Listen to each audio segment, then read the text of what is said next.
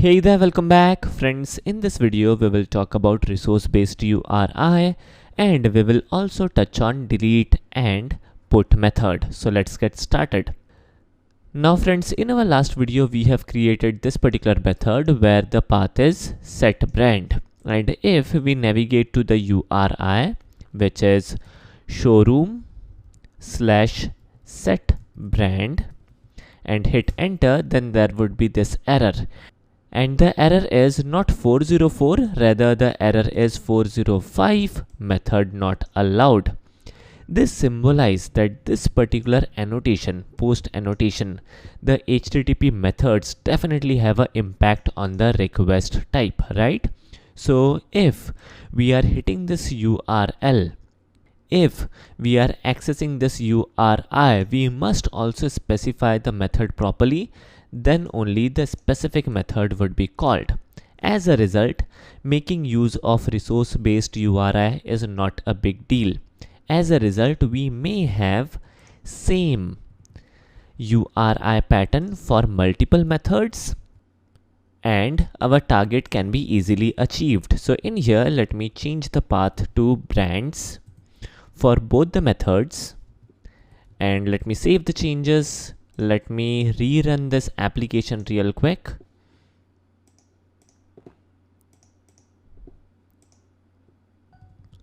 So in here, if I type in showroom/brands, then definitely we will get list of brands because this get method is getting called. But if I navigate to Postman real quick and try to paste in the URL and try to make a post method request, then I will get a different response, which is add a new brand.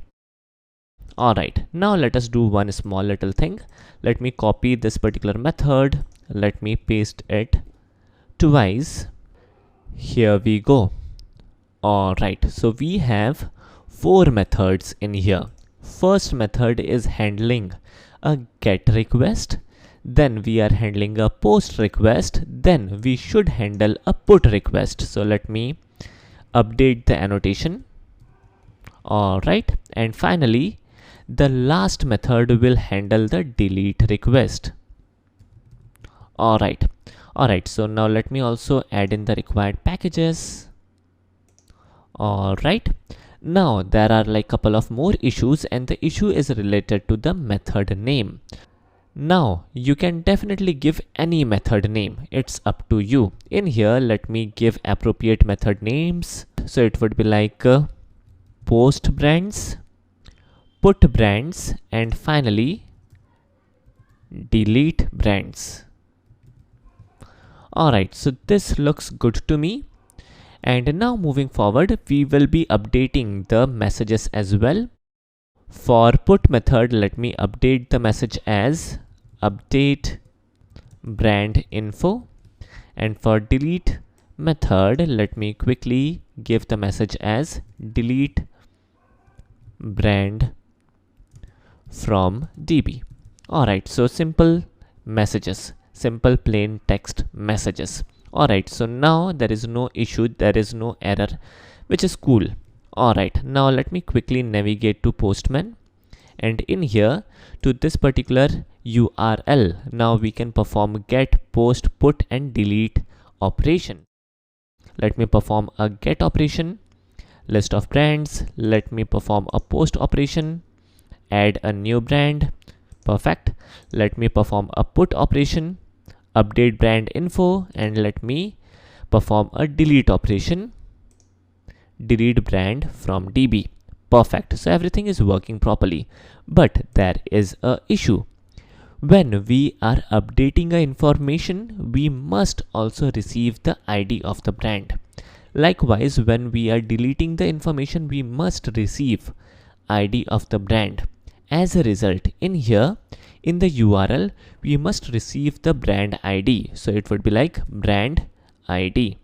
Here we go. Likewise, when we are performing the delete operation, again, it would be like brand ID. Now this is cool, this is nice, and we will also receive this brand ID info as a parameter. So it would be like int brand ID. Let me copy this particular part. Let me paste this in here. And let me also update the message as with ID brand ID. Likewise, in here, again I will update the message as with ID brand ID. So we will be displaying the brand ID information. So this is nice, this is good. Now again, let me run this application on the web server real quick. Alright, so the application is up and running. Let me navigate to Postman. Now let me perform the put operation with brand ID. For example, 12. Let me send in the request, and here is the error. Why is there error? The reason being, in here, if I show you the application, this is plain text. So Jersey JAX-RS doesn't know that this is nothing but a variable, and the value of the brand ID will vary, right? So in here, if we perform a operation on brand ID directly, let me show you, then definitely there won't be any error, right? So the request entity cannot be empty. It's an error, but that's perfectly all right. So let me minimize this. Let me expand this particular IDE, and in here, in order to specify that this brand ID text is indeed not a text, rather a variable, we must make use of braces. So we will enclose this particular part inside braces, and now JAX-RS will understand that this particular part of the URI is nothing but your variable. Alright, so this is nice that this part of the URI is variable.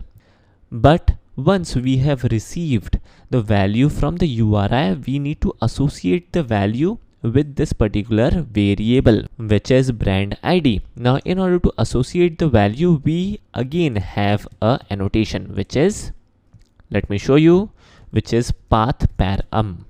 And in here, the path param is what? The path param is brand ID. Alright, let me copy this particular part real quick. Let me paste it in here. Alright, let me save the changes, and in fact, let me rerun this application. That would be good. Alright, so the application is up and running, and now let me navigate to Postman.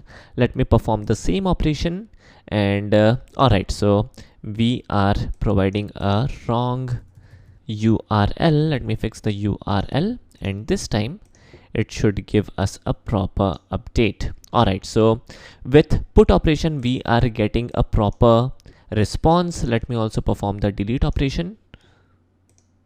Alright, so everything is working perfectly. Alright, so this is it for today's video, and in our next video we will start configuring JDBC so that we can actually perform the operation on the database. So something interesting is coming up, and we will definitely check couple of more interesting things related to JAX-RS in our next video. I hope you guys enjoyed this video. Thanks for watching. Have a nice day and take care.